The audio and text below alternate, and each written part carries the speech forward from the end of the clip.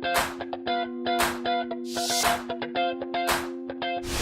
morning, Wildcats, and welcome to this week's WBLU News. I'm Lexi Holloman. And I'm Bailey Wilson. The announcements are we have 2 days till K-Prep and STLP applications are due.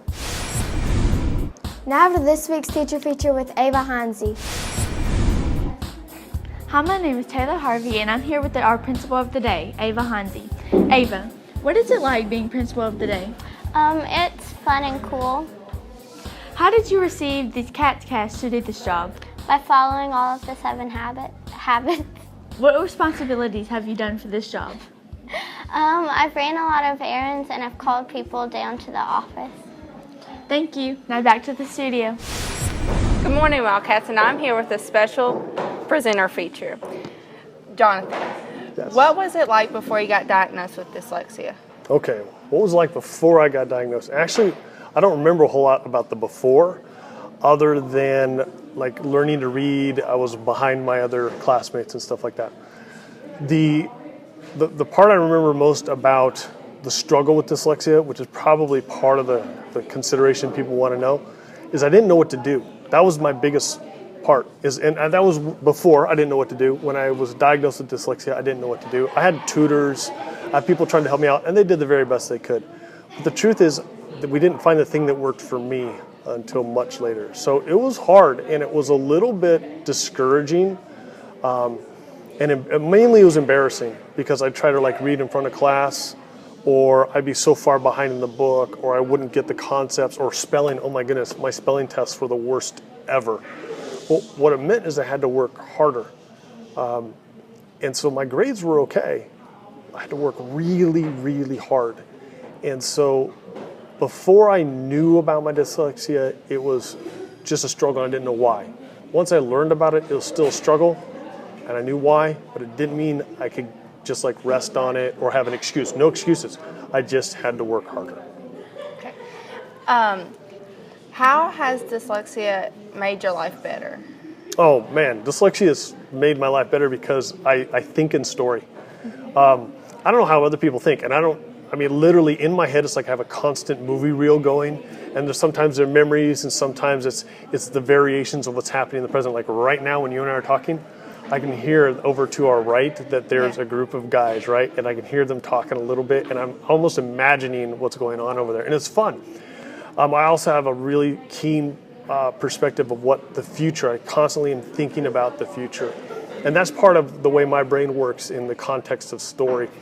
I think it also made my life different because I'm also very artistic and I love art. I can't sing to save my life, and there's not a musical instrument in the world I can play, but I really appreciate art. And I like to back when I was younger, I did a lot of painting and drawing, and I kind of miss that sometimes. But to be artistic, we need more artists in the world. Yes, performing arts, painting arts, word art. Art is beautiful, and I think part of my dyslexia made me a better artist. And then lastly, if you could tell Franklin Simpson Middle School students for their upcoming test, what would it be? You got to work hard. It's not going to be easy, and that's okay. If it's easy, all right, let's think about this. You can't have a hero unless there's a villain, right? You can't get muscles unless there's resistance. And I don't have a lot of muscles, so that's obvious. I don't put up a lot of physical resistance. But when you're learning and delivering, it's not going to be easy, but it's going to be very worth it. And when something's worth it, you can take pride in it. When somebody gets something they didn't earn, there's no pride. You can have the pride that comes with knowing you did everything you possibly could. I mean, slow down. Just be calm, be cool. Go to parts you know first. Build that confidence.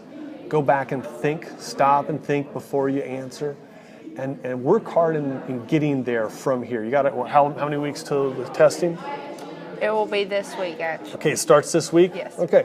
You know a few key things you need to do this week to prepare. Maybe a little bit of studying, for sure. Also, get plenty of rest, you guys. You got to sleep. Your brain doesn't work well and doesn't have sleep. Drink plenty of water. If you're feeling anxious in the middle of the test, then breathe. I mean, like from way down here, my wife's into yoga. She's always telling me, breathe deep because your lungs need oxygen. Your oxygen transfers to your brain. Your brain will use that oxygen to do the best in that test. So here, let's break it down. Work hard, get plenty of rest, drink lots of water, eat right, and breathe. You'll do okay. Thank you for coming to our school and having this interview with You're us. welcome. It was fun. I really like your school. Look forward to coming back. Me too. Thank you. Thank you. Bye.